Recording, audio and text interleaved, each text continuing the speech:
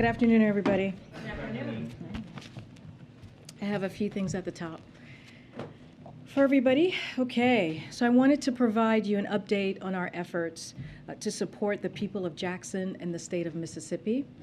The president spoke with the mayor of Jackson this morning, and the FEMA administrator also spoke with the governor.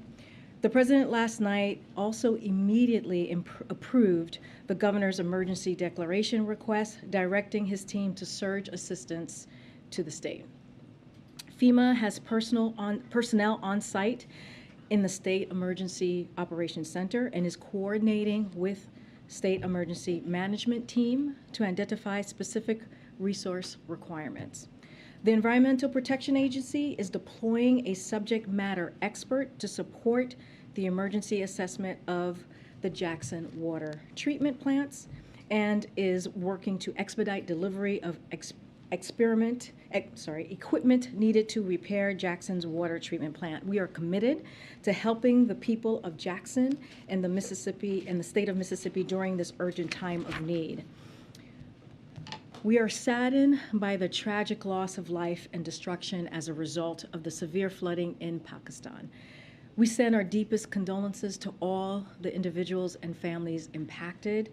The United States stands with communities in Pakistan as they experience severe flooding and landslides. Yesterday, USAID announced it is providing an additional $30 million in humanitarian assistance to support the people affected by the severe flooding.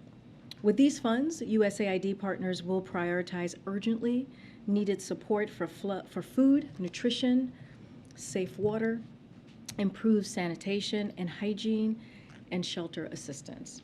A USAID disaster management specialist is also in Islamabad to assess the impact of the floods and to determine additional humanitarian assistance that the U.S. government may provide. The United States has and will continue to be a strong supporter of the people of Pakistan. We are the single largest humanitarian donor to Pakistan, having provided over $33 million in humanitarian assistance. We will continue to closely monitor the situation in Pakistan for further needs following this horrific tragedy. Also this morning, we announced new public and private sector actions to strengthen the teaching profession and support schools as they address teacher shortages. The new efforts include commitments from leading job platforms such as ZipRecruiter, Indeed, and Handshake to make it easier for Americans to find teaching opportunities.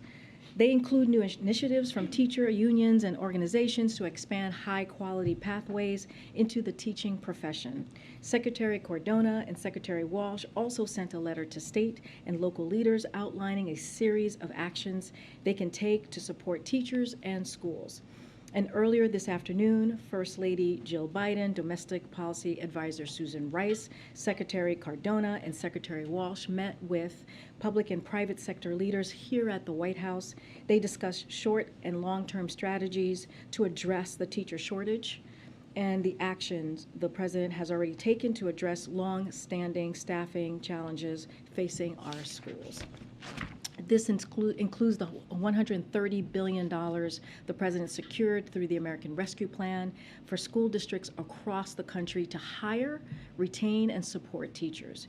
We are committed to addressing the teacher shortage and giving students, families, and educators the resources they need for a successful and safe school year this year. And lastly, I want to take a moment to recognize International Overdose Awareness Day. According to the Centers for Disease Control and Prevention, more than 107,000 Americans tragically died from a drug overdose in 2021. Today, the second gentleman and Dr. Gupta, the director of the White House Office of National Drug Control Policy, will meet with families from across the country who have lost loved ones to deadly drugs like illicit fentanyl. For far too many years, the overdose epidemic has been destroying American lives and causing pain and heartbreak for families across the country. As the President said in the State of the Union, beating the overdose epidemic is a key part of his agenda. The President's strategy expands access to high-impact public health services while reducing the supply of illicit drugs like fentanyl. As part of that strategy, the Department of Health and Human Services announced today around $80 million in grants to support prevention and treatment for substance use and overdose prevention. While this funding will help communities across the nation, we need more resources to match the scale of the problem. That's why the President's fiscal year 2023 budget proposed a significant increase in funding to beat the overdose epidemic and save lives. With that, hello, Chris. Good to see you back in D.C. Yeah. Last night, the Justice Department released a photo of top secret documents found at Mar-a-Lago. Has President Biden seen the photo, been briefed on the photo, and does the White House believe that there is national security at risk by having these documents there? So, as I've said many times, and I get how you're asking the question. I hear you, Chris. We're just not going to comment on the investigation, any underlying pieces of the investigation, any content of the investigation. This is an ongoing, as you all know, investigation that the Department of Justice, an independent investigation that the Department of Justice is doing. We are not going to politically interfere. We are not going to comment on anything connected to the investigation, and we're just going to keep it there. Sure, but not the investigation, not the legal process, the FBI, but as the President's role as Commander-in-Chief, overseeing national security, you have top secret documents, some potentially involving human sources there. Is that something that the President's keeping tabs on, or that's part of his intelligence briefings? So as far as top secret materials or classified materials, look, the President has said he said this very recently, in the importance of properly handling classified materials. But in regards to the specific case, again, we're just not going to comment from here. We want to make sure what we're doing is like out of abundance of caution, right? To not comment on an ongoing investigation, not to politically interfere.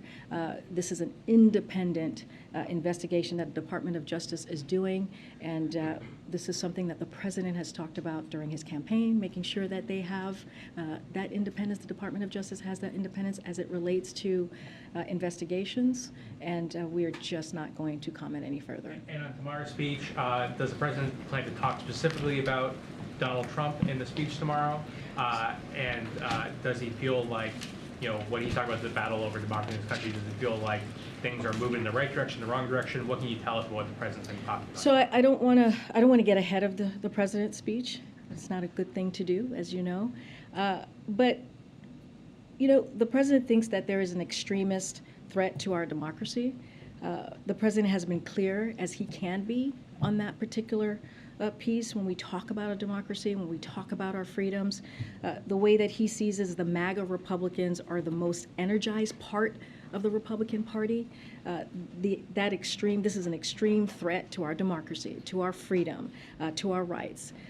They just don't respect the rule of law. You've heard that from the President, and they are pursuing an agenda that takes away people's rights. So, which is what the President said last week on Thursday. You all heard him. This is what the President said yesterday, and that's what he's going to continue to say. And here's the thing, the President's not going to shy away to call out what he clearly sees is happening in this country. And, again, MAGA Republicans are this extreme part of their party, and that is just facts, and that's what he's going to continue to lay out. On the speech tomorrow, can you explain a little bit the decision to do this as a primetime event? The President takes what he's talking about, again, not to go into specifics about the speech, but as you know, we're calling it the soul of the nation. He takes that very seriously when it comes to our democracy.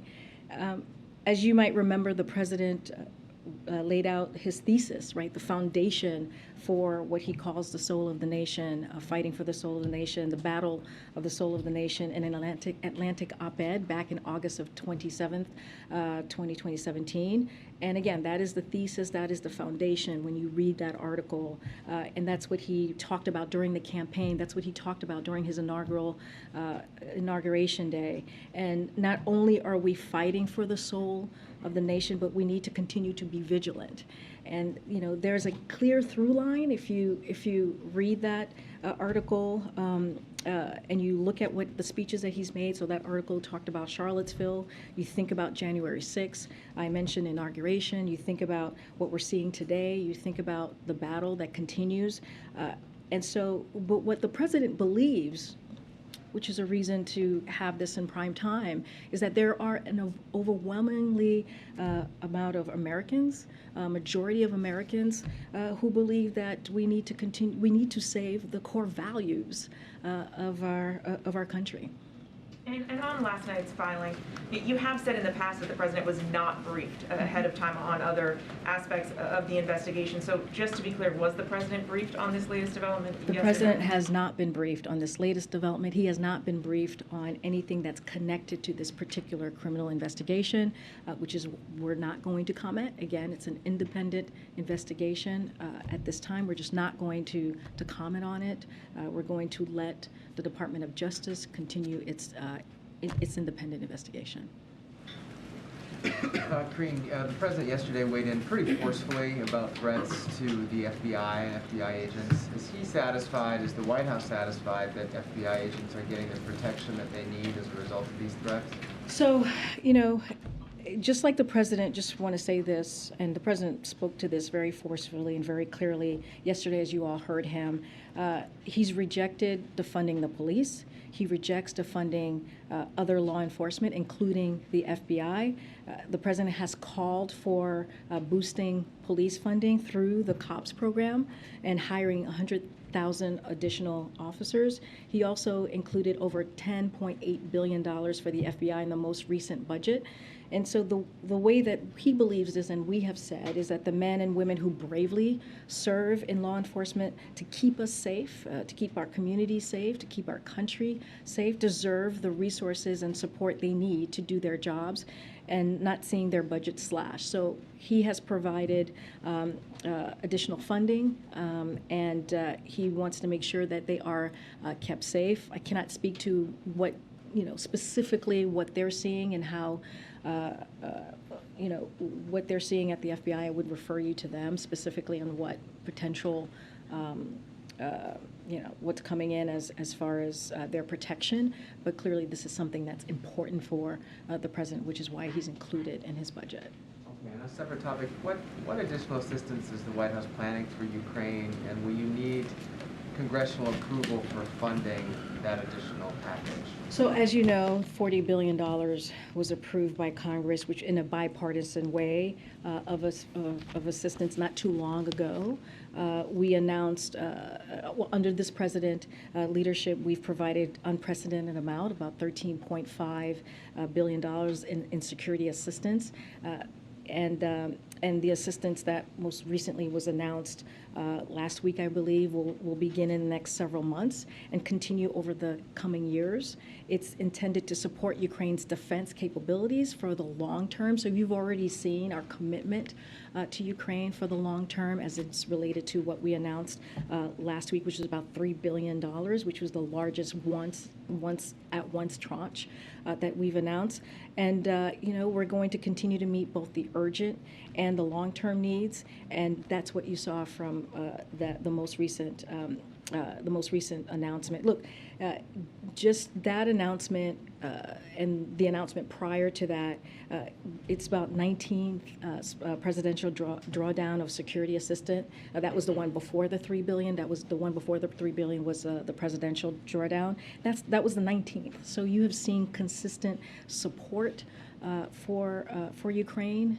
We have always said we have been incredibly impressed by their bravery and what they've been able to do to fight for their freedom, to fight for their democracy, and that's important for folks to know. This has been a bipartisan effort, and all because of an unprovoked, brutal war that was started by the Kremlin. So you're going to continue to see those efforts, and we are in daily conversation with the Ukrainian government on what else their needs might be.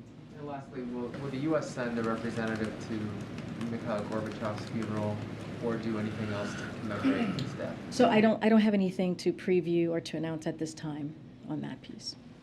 Just back to yesterday's speech from the president, he obviously was critical of some senior lawmakers, he said, for saying things to the effect of, if such and such happens, there will be blood in the street.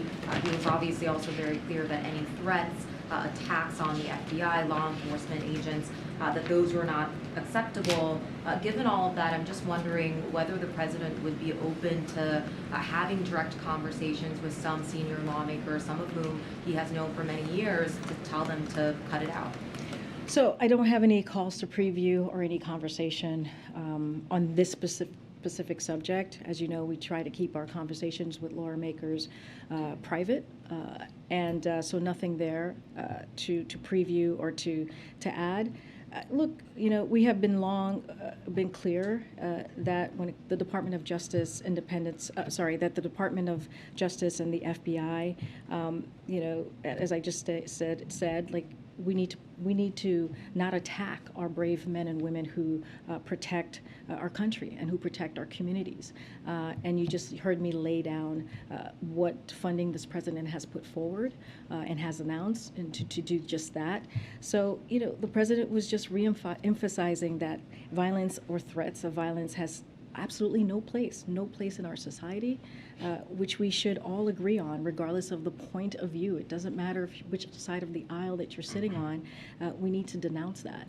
And so when you are inciting violence or when you are making comments, the way that we've heard over the weekend from some leadership and some members in elected office, that's a dangerous thing. And the president's not going to shy away from calling out those types of comments. I guess just without previewing specific conversations that may have happened or could happen in the future, you know, if he believes this kind of rhetoric is potentially harmful or dangerous to law enforcement, you know, does he feel that he has a responsibility to do everything he can? Actually, I think he made that very clear yesterday by, for example, again, reaching out to some of these members directly and having that conversation with them. Look, MJ, I hear your question, but all you have to do is turn on the TV and hear from the president directly on how he feels about what he's hearing.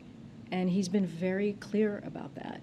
And again, he's not going to shy away. He believes, and I have said this a couple of times at this podium at this point, is as president, he has the obligation to speak out against threats against our democracy, against violence. It is he believes as president you have the strongest platform, if you will, the strongest voice, and that's what he's going to continue to do. Again, he's not going to step away from it. He's not going to shy away from that. I think any of those legislators or any of those elected officials, all they have to do, I'm sure they have seen the clip over and over again from your network and others about what the president has said yesterday and how forceful he was, how passionate he was, and that is going to continue. And just one last quickly one. Yeah. Just given that, you know, you all have billed it as being related to the battle for the soul of America, which is something that he obviously ran on back in 2020. The threats to democracy that he obviously saw as being very real 2-3 years ago, does he believe that those forces are very much still at large now, or does he believe that there has been some progress since he came into office? Look, he believes that it continues. He believes that we need to continue to fight for our democracy. And he's been very clear. You look at the extreme wing of a party, the MAGA Republicans, it's not stopping. It is continuing. And we heard it over the weekend as you're asking me about the president talking directly with legislators. And this is an important time And he is, again, he's not going to shy away from it. He's going to continue to lift that up and what he sees and what he's going to call out. And you know, he believes that there are a majority of Americans who disagree with that, who disagree on the attack of our core values as a country. And he's going to speak directly to them tomorrow. That's what you're going to hear.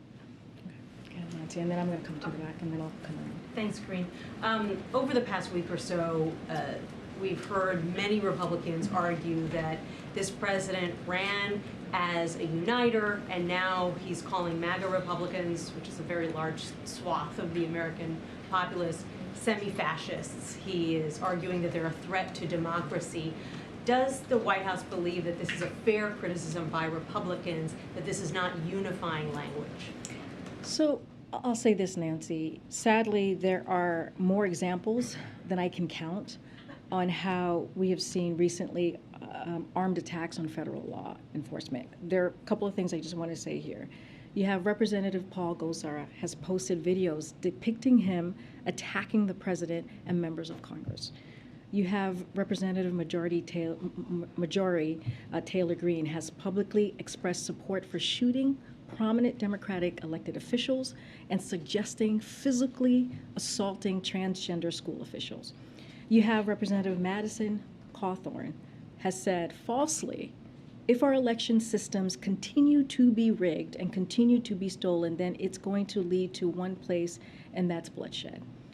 And just last week, you had Governor Ron DeSantis suggested that Dr. Fauci should be physically assaulted. And former President Trump has done the same many, many times. Look, and many of your colleagues have actually talked about and reported on this dangerous trend that we're seeing. And for example, the New York Times headline from this month, as right-wing rhetoric escalates, so do threats and violence. And so these are things that we have to call out. Again, I was talking, I can't remember who just asked me the question, I was talking about Soul of the Nation. This is something the president has talked about since 2017 when he wrote that article in The Atlantic. And he's called it out then, he called it out January 6th, he called it out Inauguration Day, he called it out last week, he called it out yesterday. So there is been a consistent call out from the president about what he's seeing from an extreme part of this party, of the Republican Party. And historians, I would argue, would say the same. I have a question about Jackson, Mississippi. You talked about the help that's coming from FEMA and the disaster declaration, but clearly Jackson is going to need an entirely new water system. They've been having big problems even before this latest crisis. What kinds of federal resources are being dedicated, can be dedicated to what could be a $1 billion price tag to provide Jackson with an entirely new water system? So a couple of things. As we said, the administration is committed to helping the people of Mississippi during this urgent time of need. And so we're going to prioritize that and making the long-term infrastructure investment needed to ensure all Americans just across have access across the country, but clearly in the state have access to clean water. So that is something that we're committed, that long-term need. So just a couple of things just to list out that we have provided and that we are doing from the federal government. $450 million was provided through the American Rescue Plan for water upgrades across the state. The city has allocated $20 million of its ARP, that American Rescue Plan funds, for water and sewer infrastructure needs. You have $75 million through the bipartisan infrastructure law to support the state to provide clean and safe water this year, with an additional $429 million available to the state over the next 5 years. There is $30.9 million through the EPA's revolving loan funds for treatment and distribution system improvements for Jackson, Mississippi specifically. For long-term support, earlier this year we announced $300,000 as part of the administration's Justice 40 initiative for the Army Corps to conduct a validation study to reduce flooding from the Pearl River in Jackson, Mississippi. So we continue to work with Mississippi's congressional delegation to improve the projects moving forward. But as you can see, we are committed, and we're going to continue to help the people in Mississippi. I'm going to go to the back, and then I'll come back up. Go ahead. Thank you, Karine. On Iran, the EU's foreign policy chief said this morning that he expects a deal in the coming days. Is this also your assessment, and is this maybe the reason why the president had a call with Israeli Prime Minister Lapid today? So let me give you a little bit about Lapid. We'll have a readout momentarily on that. So the president spoke with the. Oh, is that right? Okay, there we go. You guys are ahead of the game. I think I'm thinking about something else. Okay. The president spoke with Prime Minister Lapid this morning to consult on global and regional security challenges, including threats posed by Iran and Iran-backed proxies. The president expressed appreciation for the warm reception during his July trip to Israel, a visit that illustrated the unbreakable bonds and friendship between our two countries. He also committed to sustained coordination to implement the announced trip deliverables. The president further emphasized the importance of concluding the maritime boundary negotiations between Israel and Lebanon in the coming weeks. As it relates to the EU, and look, we have said many times from here, we're just not going to negotiate in public. As you know, last week we conveyed our feedback about Iran's comments on the EU's proposal directly to the EU, and so we're not going to say more than that. We're not going to negotiate from here, and we're not going to go into details on contents or our response. So we're going to keep it there.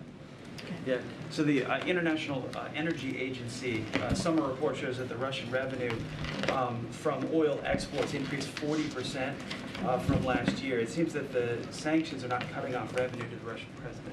So this is exactly why I think you've heard us say this before. President Biden and the G7 leaders have directed relevant members of their team to explore a mechanism to set a global price cap. You heard us talk about that when the president was in Europe, most recently in Germany. And this would be for Russian oil and starving Putin of his main source of cash and forcing down the price of Russian oil to help blunt the impact of Putin's war on the pump. So it will be discussed further this week at the G7 finance ministers meeting. This is happening on Friday. The U.S. has already taken strong action on action to ban Russia oil, and U.S. allies have announced plans to wind down their own imports of Russian oil. But again, Putin, as you've heard us say, has continued to try to find new markets for Russian oil. This is the most effective way, we believe, to hit hard at Putin's revenue, and doing so will result in not only a drop in Putin's oil revenue, but also global energy prices as well. Well, why not signal a policy change for long-term support to open oil production here in the U.S. or natural gas pipelines here in the U.S. to undercut the Russian supply of oil on the global market? I mean, look, we think that working with our allies and making this announcement, this price cap on Russian oil, is going to be very effective. Again, you heard the president speak about this very recently. We'll hear more on Friday how this is going to work. And it is not just us, it is also a partnership with our allies, the G7. So again, we believe this is going to be a way to really hit Russia financially. And so that's kind of the process that we're going to take moving forward. And also, as you know, we've also taken actions already that we think has had an effect. But again, as we know, as I just stated, Russia is always looking at other markets, which is why doing this particular piece we think will be effective. Those other markets are China and India. Is the president then going to use his relationship to stand up to China and India and say, stop buying oil from Russia? Look, we've been also very clear about that. I don't have anything more to add. But again, we think by doing these price caps is going to hit Russia in a way that is going to be the most effective. So again, the G7 finance ministries are meeting on Friday to talk more about that, and we'll have more to share. Okay. Go ahead, Phil. I haven't called on you in a bit, and then I'll come down. When it comes to voters, how does the president differentiate between the ultra-MAGA folks who he sees as an extremist threat to democracy and the average GOP voter? So, can't talk about voters from here. As you know, no. Oh, no, I get you. Not gonna, I just need to say that, right? Just to be clear. I mean, the president has been really clear about the leadership, right? The MAGA Republicans in leadership. They're the ones who have the platform. They're the ones who, again, the extremist part of the Republican Party. They're the ones who, folks listen to in their own party. And by inciting violence, by trying to take away, they're the ones who are the legislators and trying to take away our rights, trying to take away our freedoms. And that's who the president is speaking to, right? He's being very targeted in that way and calling that out and saying, we can't allow our democracy to be attacked in this way. And they have a responsibility, right? They have a responsibility in how they're doing their business on behalf of their constituents. So for folks sitting at home, when the president is talking about preserving the soul of the nation and his threats to democracy, he's not referring to those individuals. He's talking about Republican leadership. Well, let me be very clear. It's not just Republican leadership. It's not just that blanket, right? He is talking about an extreme portion, an extreme part of the party. He's been very, very clear about that. He was just in Maryland, as you all know, and he talked about Governor Larry Hogan and talked about how he is a conservative Republican who is not in that bucket, right? He was very clear, and he was very purposeful in saying that and being respectful to conservative Republican who are not part of that extreme. So again, want to be very clear here. This is not a blanket statement.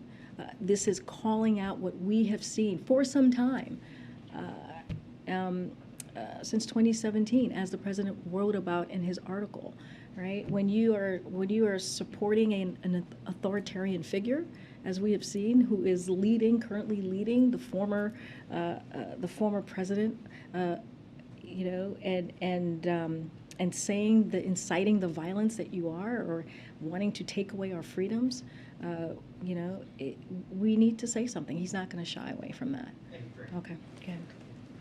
Karine, now that the FDA has authorized this new COVID booster, can you say whether the administration is confident you'll have enough of these new boosters for everyone who wants one? So to answer your question, yes, because we have planned for this, but want to say a couple of things about the FDA.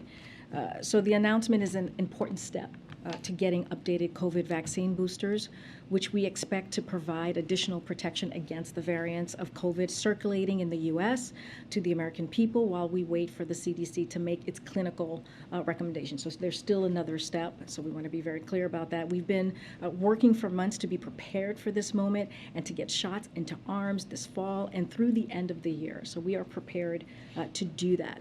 So with FDA's authorization, doses can be shipped now to tens of thousands of sites nationwide, and shots in arms can start as soon as possible after CDC issues its recommendation later this week. All states have ordered doses already, so there has been some orders that have been done. And to make sure vaccines get to communities quickly, primary care providers at community health centers and rural health clinics across the country are able to order vaccine directly from federal government, and long-term care pharmacy networks can also order vaccine directly. And as we work to ensure that our highest risks Americans get protected.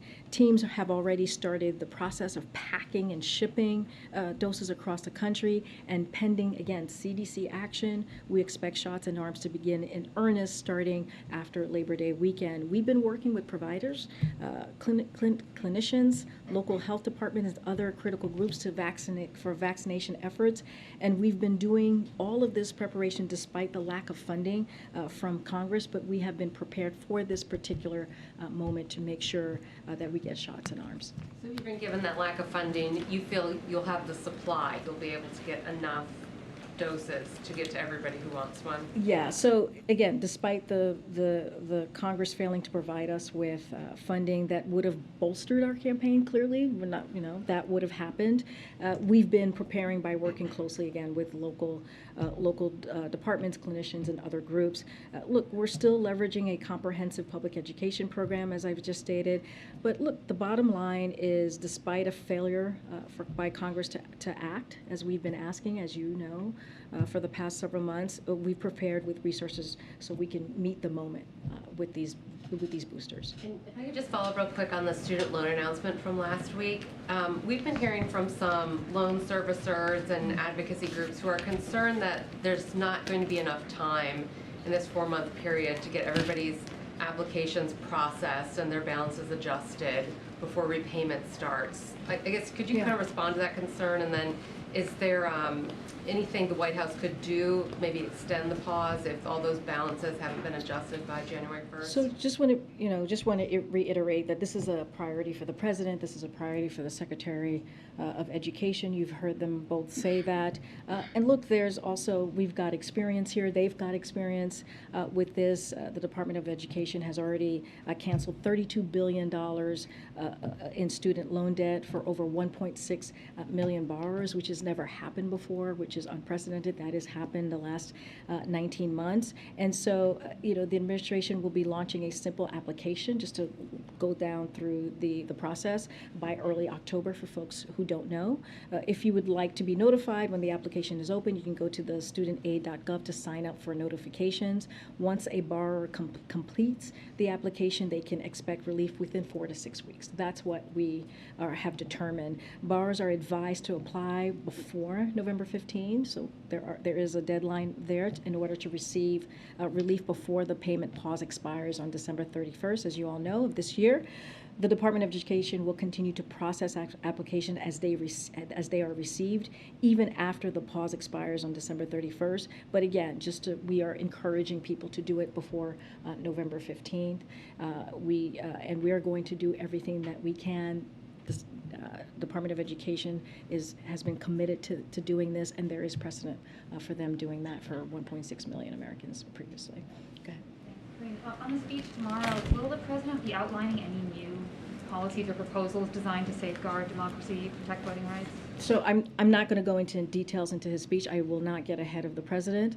I talked a little bit about the soul of the nation, of what he's talked about before, and I'm just not going to get into further details of the speech itself.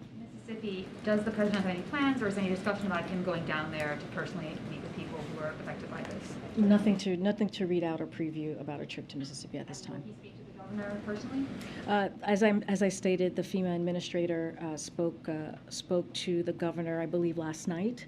The president this morning spoke to the mayor, as you all know, and we're just going to be in close touch from our administration to theirs, to local governments, local folks as well, to make sure that they have the need, that they have the resources that they need.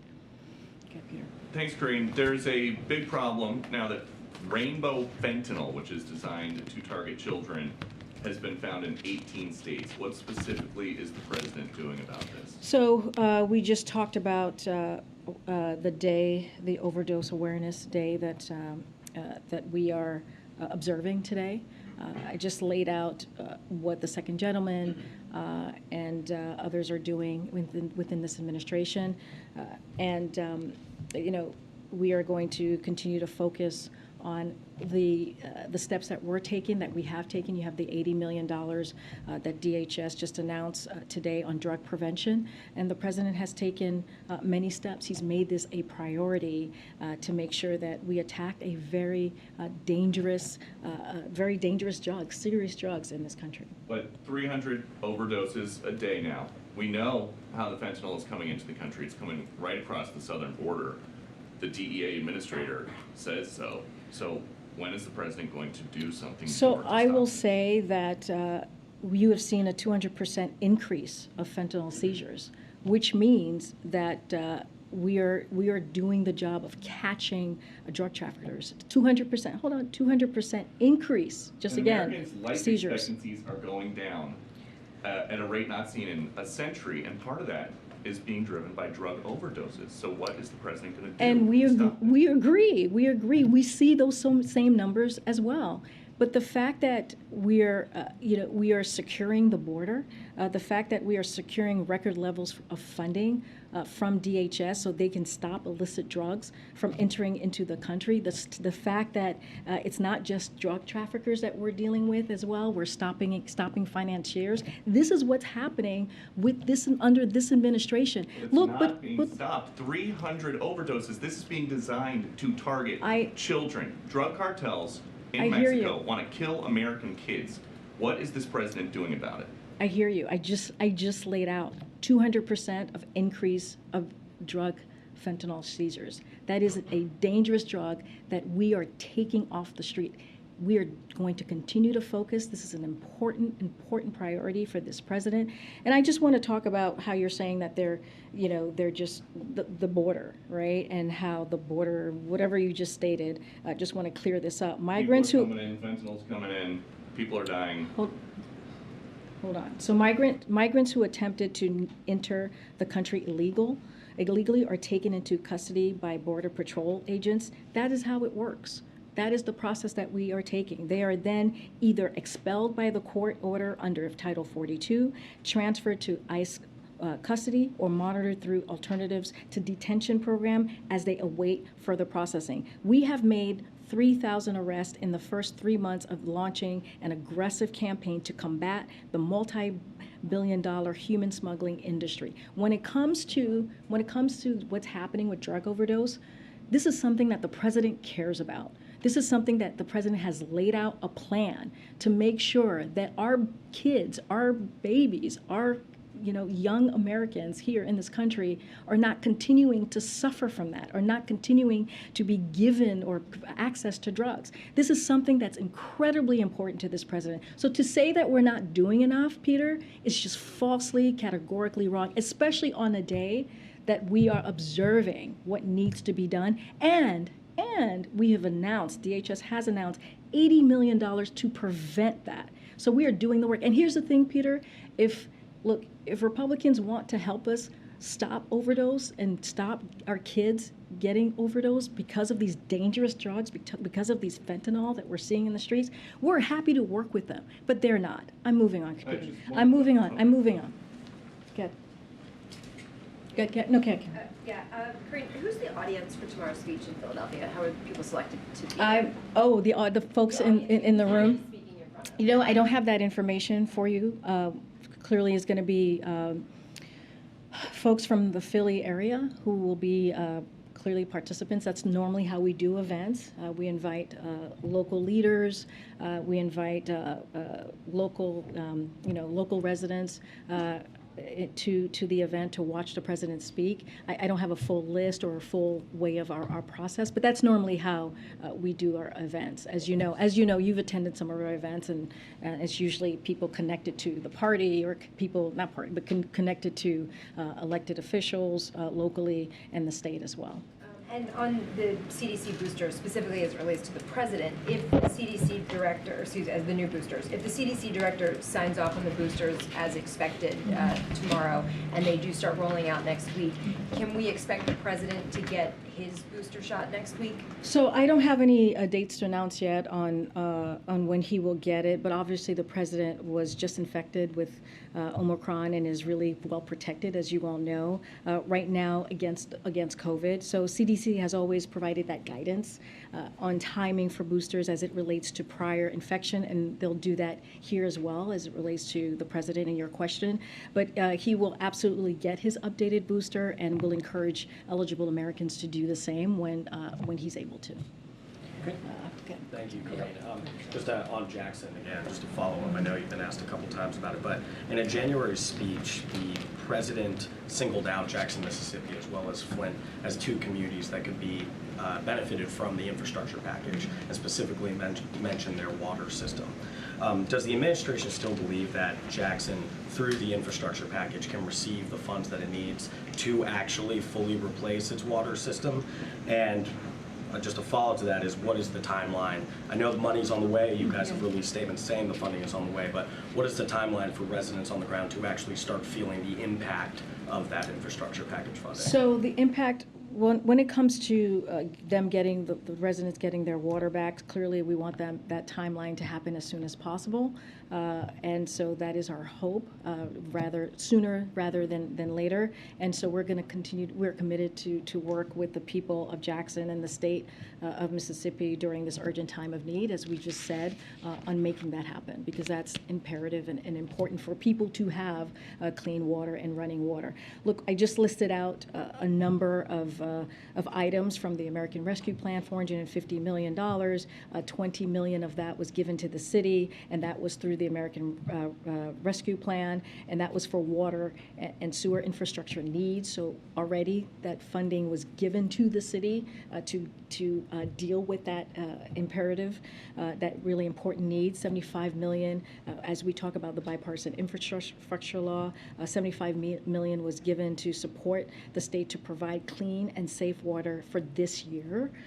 And so with an additional $429 million available to the state over the next 5 years. So you see that long-term commitment that's coming from the bipartisan infrastructure law. And as it relates, another piece of that, which is coming through EPA's revolving loan funds that we see for treatment and distribution system, that we saw $30.9 million going to Jackson specifically. So we are committed.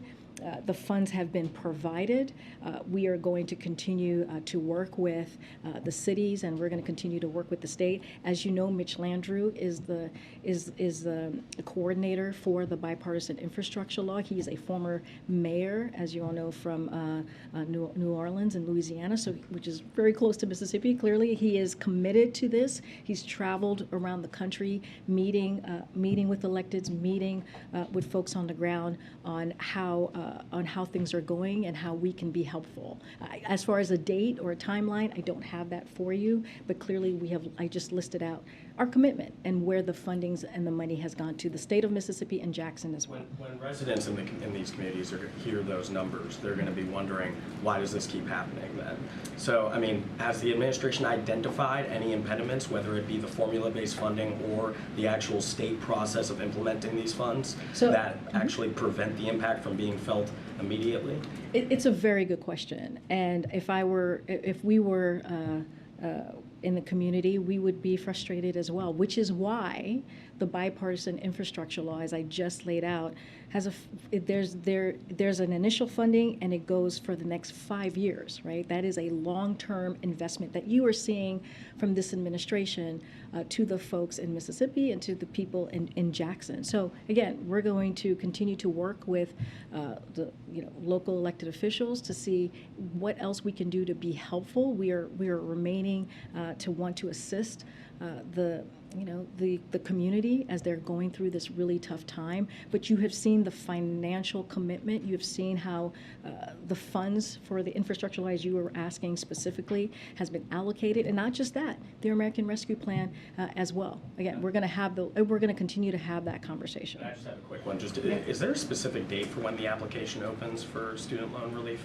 at this point, and why the kind of lag time, the delay in actually having a system set up, given there was a lot of time taken to deliberate over this decision? So as I just stated just moments ago, we're going to have more from the Department of Education to be notified when the application is open. And again, we have a website that people can go to, studentaid.gov, to sign up for notifications. So those notifications will go up, and borrowers will have to complete that expectation, and it'll be within 4 to 6 weeks, which is a good amount of time to make sure that they apply before November 15th. But it doesn't just end there, right? We have said that the Department of Education will continue to process application even as they are received, even after the pause expires on December 31st. So we are going to continue to work with borrowers, but we do have to put a plan in place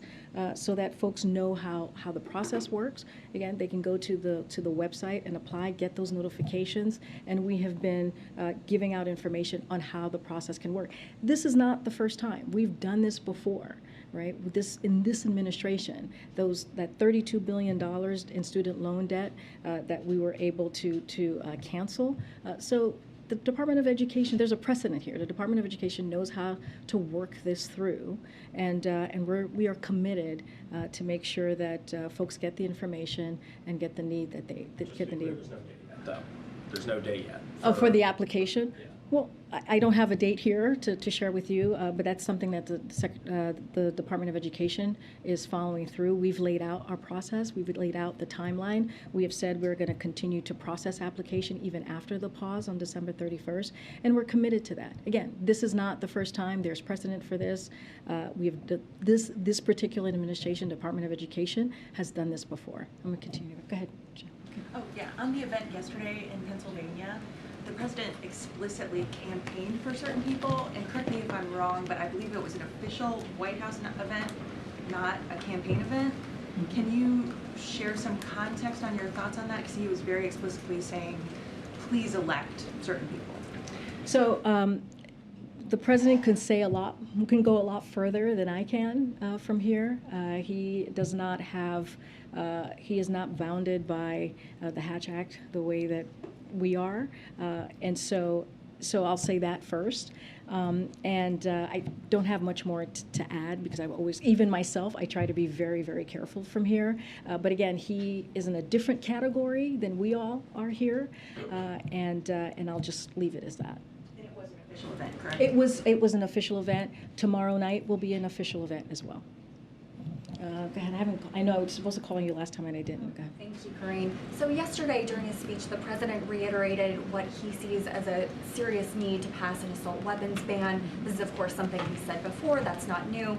But as he continues to push for this, how does he expect that to happen realistically with the way things are in Congress? And what specifically is he doing, if anything, to help change that? So I'll say this.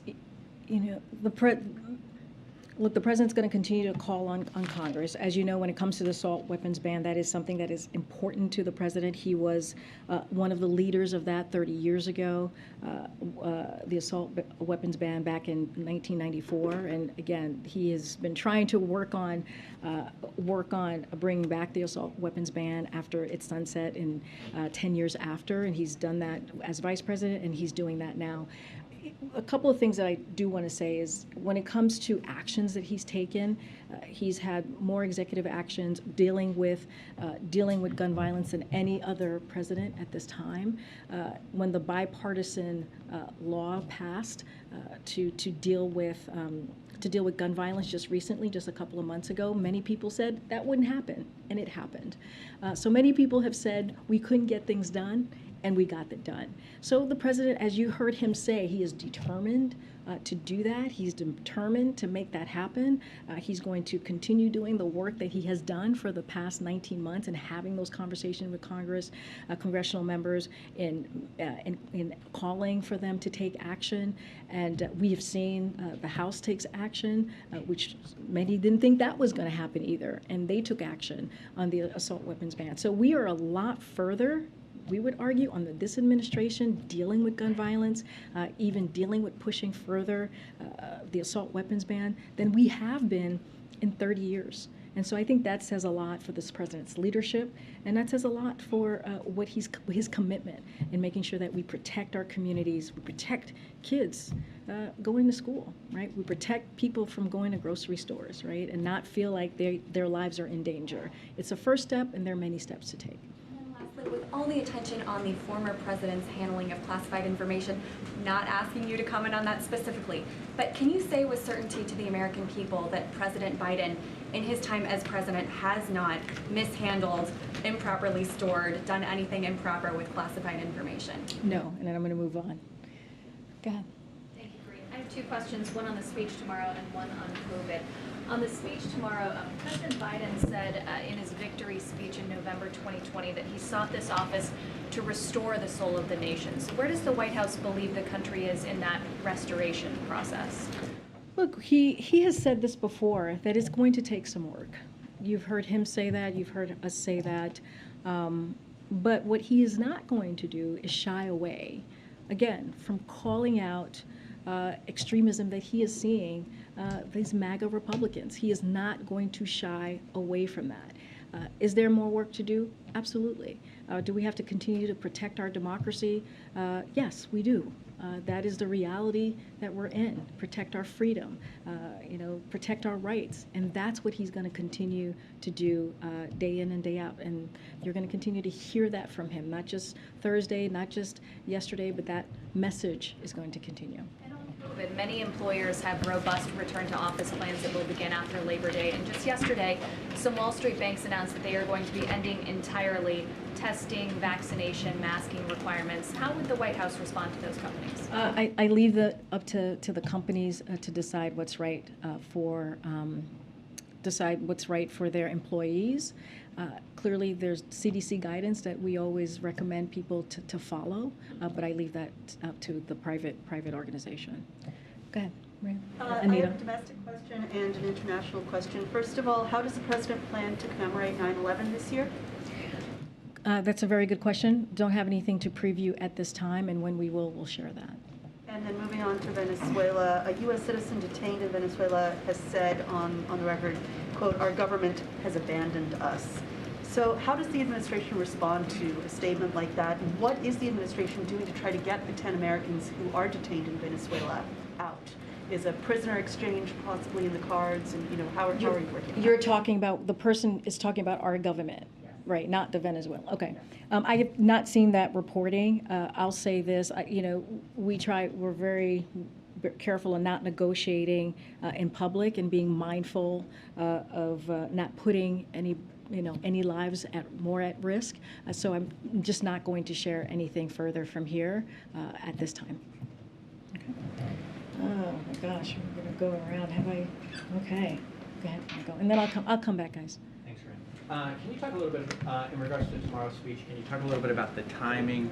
You've said a bunch of times that this is a theme that he's discussed for many years. So why now is the time to do it in such a prime time fashion? Because he thinks our democracy is at risk. Because, when I talk about taking away our freedom, June 24th, the decision from the Supreme Court Justice on the Dobbs decision, that was a decision to take away our constitutional right. That was an important moment for our country. It put women's lives at risk, and it's not just reproductive rights.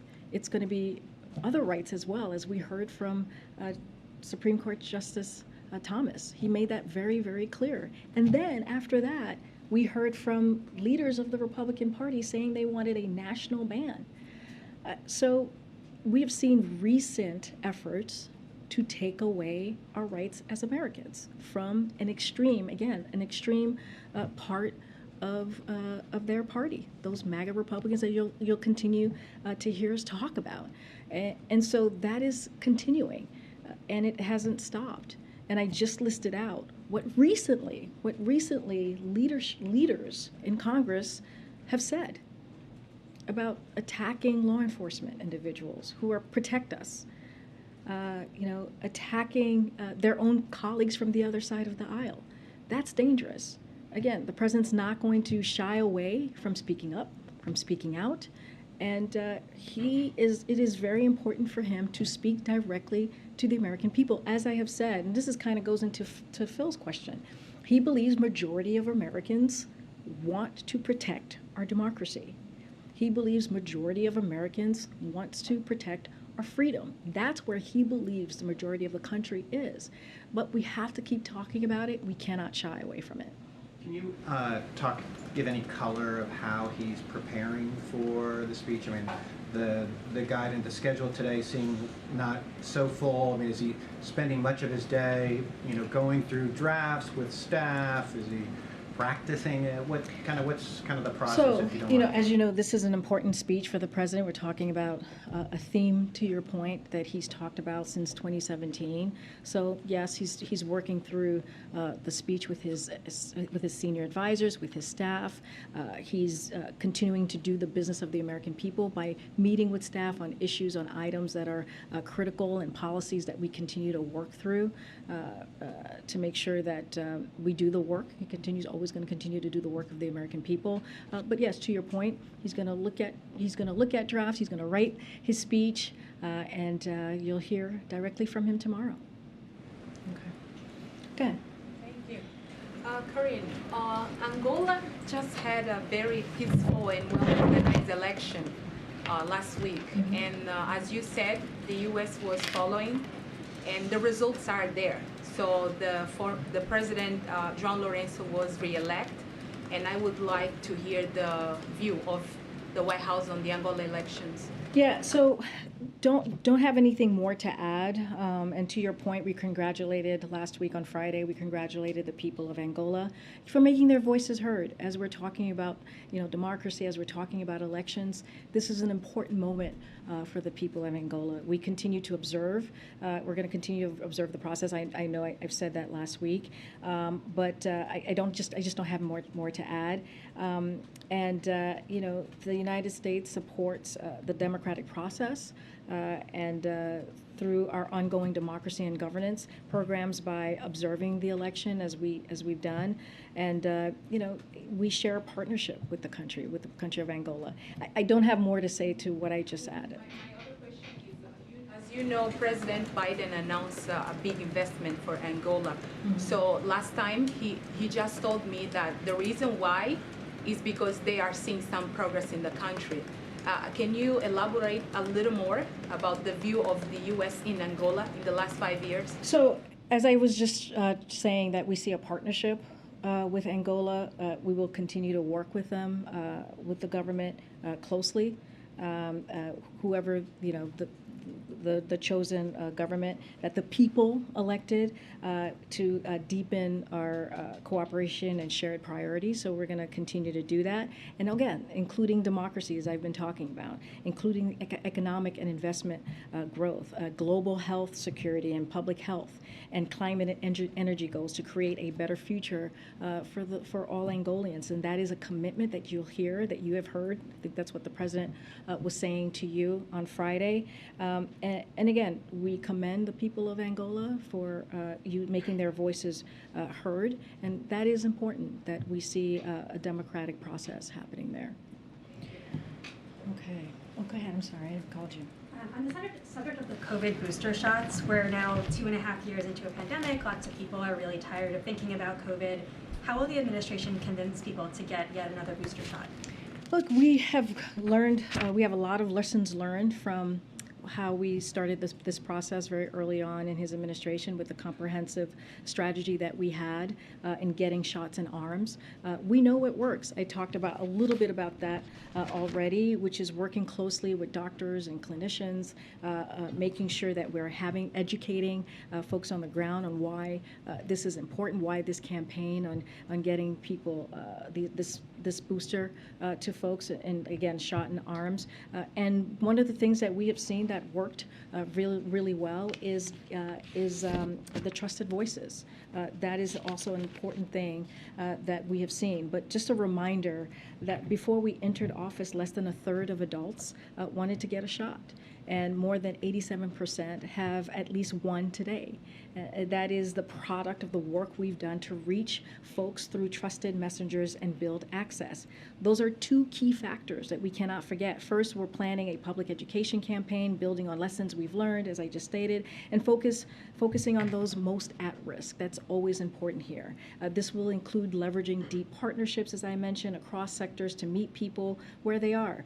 And just as a reminder, to do this, HHS tests messages weekly, surveying at least 1,500 people who are on the fence about getting their booster shot and tracking shifts and trends, and works with trusted messengers to communicate with the public. And so we have a plan, and we're going to ultimately use that plan. We're going to leverage what we know worked before, and we believe this is an important moment for the American people. But again, FDA made the decision. CDC still has to make their decision, so we don't want to get ahead of this. But we are prepared. Orders have already been made, and we're going to make sure that we get those shots in arms. One more. Oh my gosh, who have I not called on in a long time? I've never seen you in the room before. Go ahead. Hi, Sophia with Axios. Okay. Hello. Hello. I'll ask about the Hill and White House priorities on the Hill. Democrats have managed to pass the Inflation Reduction Act and CHIPS, among other big bills. Student loan forgiveness is costly. I know the White House has not projected an estimate yet. But, you know, many take this to see that, right, like there may not be many more priorities that involve Senator Manchin's support. And what do you make of this? And, you know, if that's not true, what is the White House priority for the next, you know, legislative plan? So Sophia, welcome to the briefing room. Happy to see you. So we're focused on working with members of Congress of both parties, and on government funding bills that would invest in our communities and people reduce costs for working families and help grow our economy from the bottom up and the middle out, as you hear us say. So that's something that's coming up that we'll be very focused on. In this administration and clearly with congressional members. We're working with leadership in both chambers toward an efficient, straightforward September work period. And we know Democratic appropriators have been working hard to prepare for that particular legislative piece, that the government funding bills. And we're going to press ahead with confirmations. Don't forget that. That is also very important, including judicial confirmations, continuing to put well-qualified judges on the bench that are devoted to the rule of law and that represent the diversity of our nation, as you have seen historically done by this administration.